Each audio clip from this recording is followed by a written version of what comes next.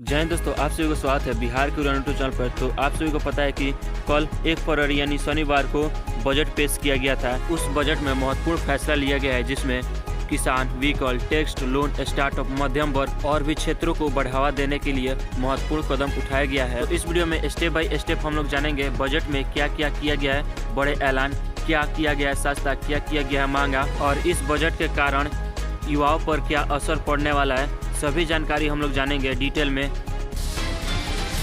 2 मकान मालिकों के लिए खुशखबरी, वित्त मंत्री ने बजट में किया यह ऐलान। बजट में ऐलान हुआ है कि टैक्स पेयर बिना किसी शर्त के खुद के कब्जे वाली 2 संपत्तियों का वार्षिक मूल्य शून्य बता सकते हैं। यह प्रस्ताव उन लोगों के लिए जिनकी गृह संपत्ति निवास के मकसद से कब्जे में है या स्वामी किसी दूसरे स्थान पर रोजगार, व्यवसाय और पेशे के कारण उस पर कब्जा नहीं कर सकता है।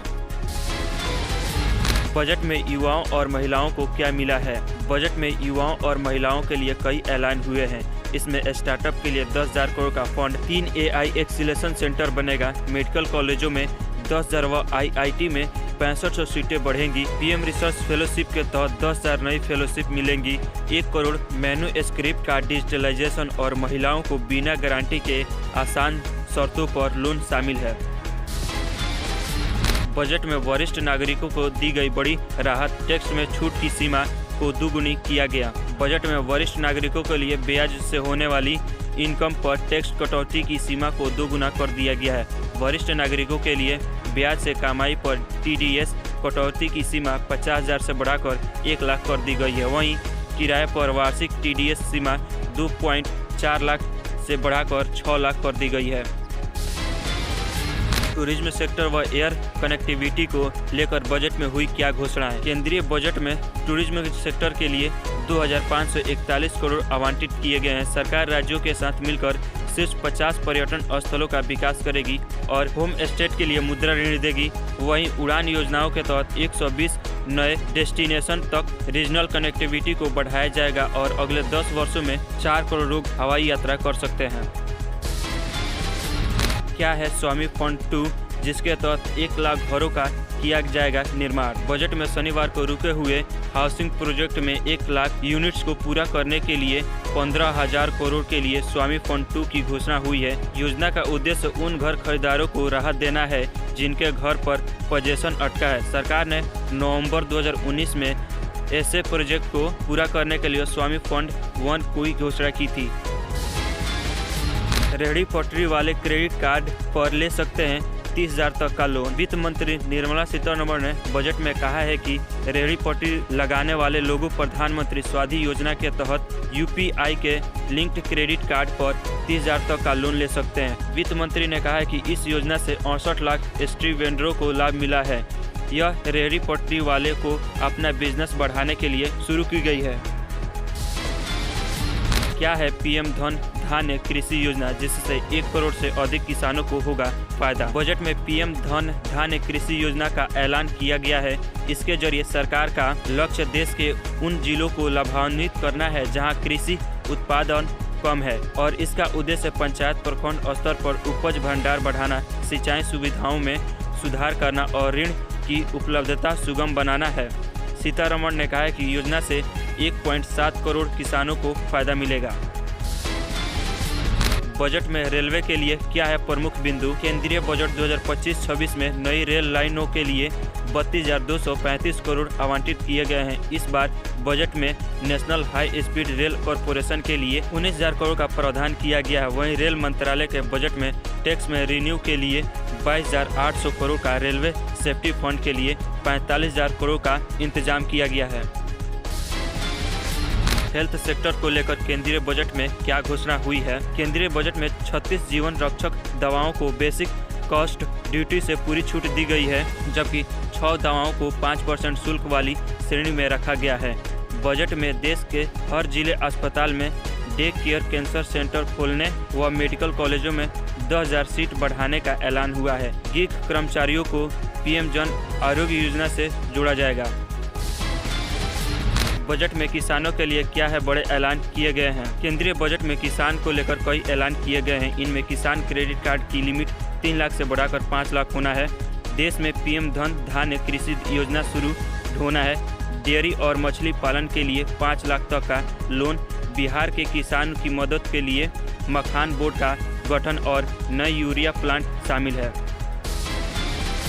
सरकार ने उदाहरण के साथ समझाया नए स्लैब में कितना आय पर टैक्स में मिलेगी कितनी छूट। नई कर व्यवस्था के तहत 8 लाख प्रति वर्ष की कमाई पर कुल 30,000, 9 लाख पर 40,000, 10 लाख पर 50,000, 11 लाख पर 65,000 और 12 लाख पर 80,000 की टैक्स छूट मिलेगी, जिसमें से 12 लाख तक की आय टैक्स फ्री रहेगी। 16 लाख तक की आय पर 50,000 तक की छूट के बावजूद 1.2 लाख का टैक्स लगेगा। बजट में बिहार को बल्ले बल्ले, चुनावी राज्य के लिए वित्त मंत्री ने किया कई बड़े ऐलान। वित्त मंत्री निर्मला सीतारमण ने बजट में बिहार में मखाना के उत्पादन व प्रोसेसिंग को बढ़ावा देने के लिए राज्य में मखाना बोर्ड स्थापित करने की घोषणा की है।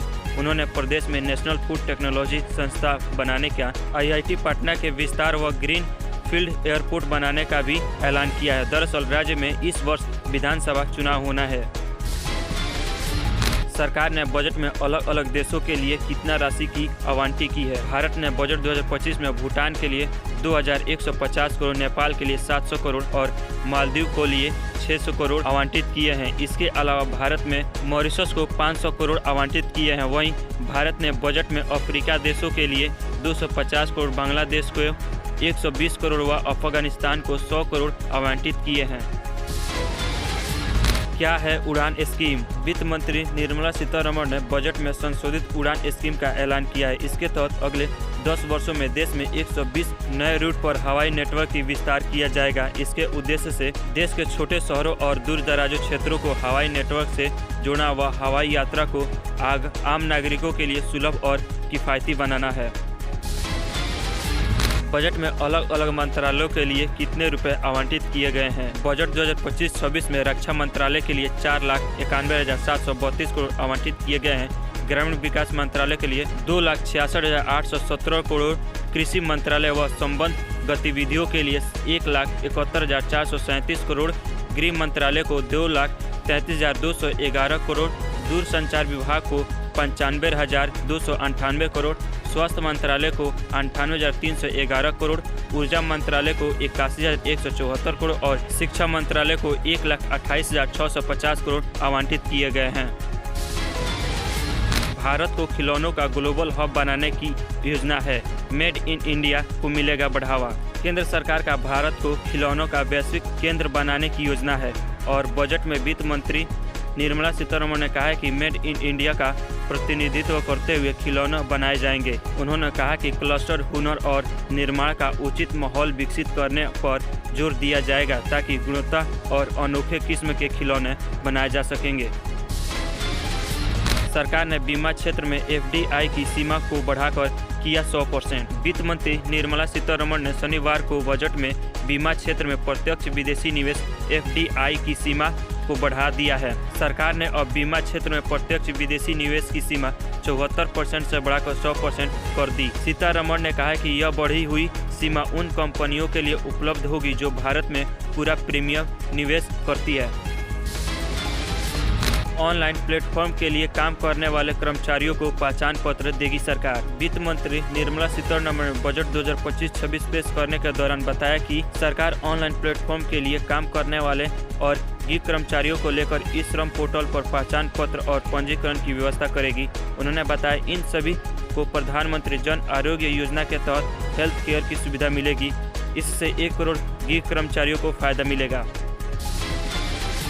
बजट में MSME को लेकर क्या घोषणा की गई है? वित्त मंत्री निर्मला सीतारमण ने बताया है कि MSME के लिए कर्ज मिलने की प्रक्रिया आसान बनाई जाएगी। उन्होंने बताया सूक्ष्म और लघु उद्यमों के लिए 5 करोड़ से 10 करोड़ और अगले 5 वर्षों में 1.5 लाख करोड़ का अतिरिक्त ऋण दिया जाएगा। उद्यम पोर्टल पर पंजीकृत सूक्ष्म उद्योग के लिए 5 लाख की सीमा वाले विशेष कस्टमाइज्ड क्रेडिट कार्ड्स की शुरुआत होगी। स्टार्टअप के लिए और अतिरिक्त 10,000 करोड़ के फंड दिए जाएंगे। वित्त मंत्री निर्मला सीतारमण ने स्टार्टअप की पहल के लिए 10,000 करोड़ का नया कॉर्पस बनाने का प्रस्ताव रखा है। सीतारमण ने कहा कि स्टार्टअप को मिलने वाले 10,000 करोड़ के मौजूदा सरकारी फंड के योगदान के अतिरिक्त 10,000 करोड़ दिए जाएंगे। पहली बार के 5 लाख महिलाओं और SC/ST उद्यमी को 2 करोड़ का लोन दिया जाएगा। तो दोस्तों यही था शनिवार को बजट पेश किए गए 2025-26 के लिए महत्वपूर्ण फैसले। तो आपकी क्या राय है इस बजट को लेकर, कमेंट जरूर करिएगा। और इस वीडियो को अभी तक लाइक नहीं किए तो लाइक कीजिए और शेयर नहीं किए तो शेयर कीजिए और चैनल पर पहले बनाए तो चैनल को सब्सक्राइब करके बेल नोटिफिकेशन को ऑल पर सेट कर लीजिए। इस चैनल पर आपको रोजाना काम की खबरें, मुख्य समाचार, ताज़ा समाचार देखने को मिलता रहता है। तो इस वीडियो को लास्ट तक देखने के लिए धन्यवाद। मिलते हैं अगले वीडियो में, तब तक के लिए जय हिंद।